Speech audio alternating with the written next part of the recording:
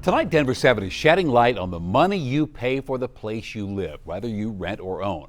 Our elected leaders are making some big decisions to protect you from things like unwanted fees or even losing your home. Glad you're with us this Wednesday evening. I'm Shannon Ogden, and we're going to begin with a new effort in the State House regarding how rent prices are set, specifically using algorithms. Denver 7's Ryan Fish explains why it's facing pushback from Republicans. At the state capitol, Democrats are coordinating so Colorado landlords can't when setting rent prices. House Bill 1004 passed the House after a party line vote Wednesday. What these companies are doing is they're replacing what used to be a smoke-filled back room with a computer algorithm. And we're clarifying that that's not okay. A report released in December by former President Biden's White House claims Denver renters paid an extra $136 per month in 2023 to landlords from multiple companies who used rent-setting algorithms. Last year, Colorado joined 7 states and the Department of Justice in a lawsuit against a company accused of sharing non-public information with landlords as part of a pricing scheme. We need to stand up and say enough is enough. We're not going to wait for the courts, and this is illegal in the state of Colorado. Republicans like Chris Richardson would rather see that lawsuit play out first. If these algorithms are, as they're purported to be, trying to push prices as high as possible, I don't think they're doing it. Denver Metro rents actually dropped by 1.5% in 2024, according to our partners at the Denver Post. Richardson worries this and other bills being discussed aimed at keeping landlords accountable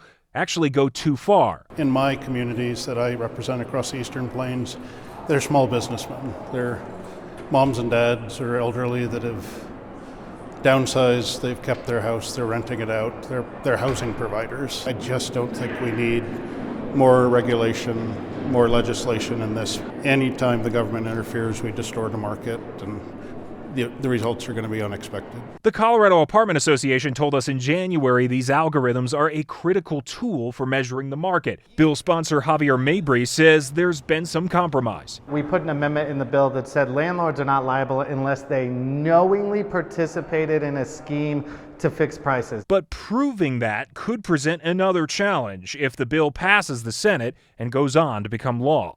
In Denver, Ryan Fish, Denver 7.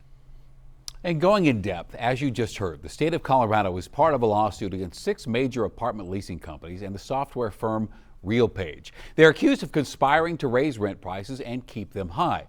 Court documents claim these companies used RealPage's software to communicate about rent prices and then use that information in combination with RealPage's algorithm to fix prices.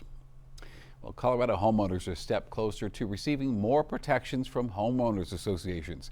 State House lawmakers passed a bill this week that would make it tougher for HOAs to seize and sell homes. Now, the bill does a few things. It requires HOAs to provide a copy of their ledger verifying the amount of fines owed before they can take any enforcement action. If an HOA initiates foreclosure proceedings, the owner can file a court motion to delay the sale of auction by up to 9 months. And they would also be allowed to sell it on their own during that time. Well, Denver 7 has reported extensively on problems with HOAs, and there are very few regulations in the state of Colorado to govern them.